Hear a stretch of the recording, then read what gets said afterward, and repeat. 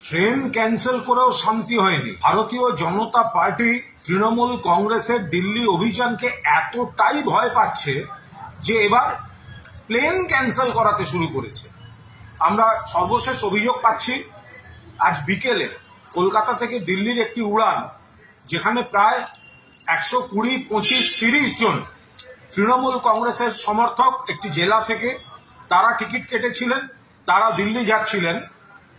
আচমকা সেই যাত্রীবাহী বিমান ক্যান্সেল করে দেওয়া হয়েছে।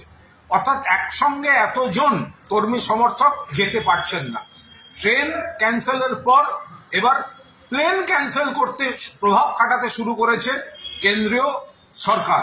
আমরা এর তীব্র নিন্দা করছি। এর পরেও সমস্ত বাধার পাহাড় ভেঙে দিল্লিতে 2 এবং 3 অক্টোবর সর্বভারতীয় তৃণমূল কংগ্রেসের কেন্দ্র বিরোধী, বৈষম্যের বিরুদ্ধে, প্রতিহিংসার বিরুদ্ধে, বঞ্চনার বিরুদ্ধে, অধিকারের দাবিতে আমাদের আন্দোলন কর্মসূচি হচ্ছে এবং হবে।